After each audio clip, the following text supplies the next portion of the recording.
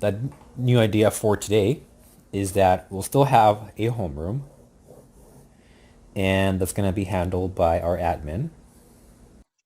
Did you like getting to have both of the coaches and then switching, or do you like having one coach at the same time better? Two classrooms, just to have that as an example. It could be more. Same thing, students join via the admin puts them there.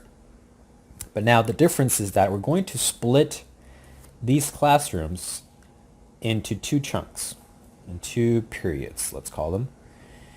In the first period, they'll have Coach A, and then they'll be doing activity number one. List of proteins, choose a random number from them, a random item, either random item 1, item 2, or item 3. In the other classroom, we'll have Coach B, and they'll do activity number two.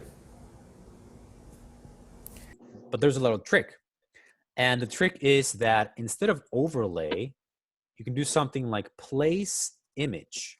And that can run for about 20 to 30 minutes depending on the length of the class.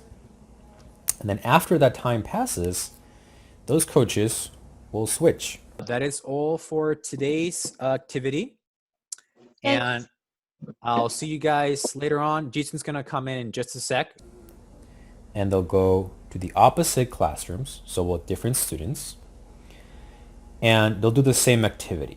That's going to be my class. Like I said, I already pasted the code as well. We got this to work. We got our random chooser. I'm going to switch to another class, and you get to do another activity with Coach Sunny here. So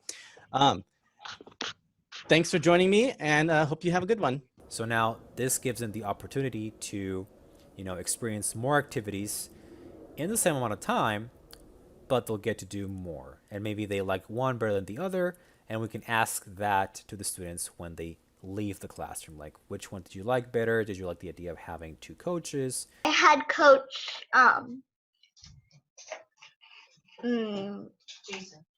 Jason first, and then I had Coach Sunny. Oh, cool. So the advantage of this is that if I am, say, a third grade teacher and I'm prepping for 8 hours of virtual classroom, you only have to write 4 hours of curriculum, and then I get to try that same curriculum 2 times. As you probably also know as an educator, the second time you do it, you might have a better time of it. You've maybe your preparation in your head of how it was going to go maybe wasn't exactly the same as how it went in real life. Did you like getting to have both of the coaches and then switching, or do you like having one coach at the same time better? I like having both coaches. In a breakout room, it's not easy to just move students, but it's the same effect if we just move the teachers. So the students still have a choice, but they don't have to choose between one topic or another. Instead, they are choosing which topic they want to learn first. So let's go focus on teaching styles here. There's lots of different methods out there, and they're either focused on the teacher approach versus the student approach. There's one I liked that referenced the 3 Ds, which is direct, discuss, and delegate. Now, direct would be the teacher-focused method. That means lectures or follow along, do what I'm doing. And discussion would be the Socratic method. It's facilitating a discussion to achieve a logical conclusion. So that means asking questions, and that gives more interaction on the student's part. Now there's one more called delegate, and you can think of this as learning through empowerment. That means a lot more student focused. That means we give the student a project to do. They have to do the research. So this empowers them to complete a task on their own or with a team, and empowers them to learn while they do this. That means they're in charge of how much they learn by what they do. Do you like having the one coach and learning something the whole time, or two coaches? Well, I mean, they both have different teaching styles, and that's usually is at my school. Time warnings. Hey, we're going to continue this for 5 more minutes before we move on. That really helps students out.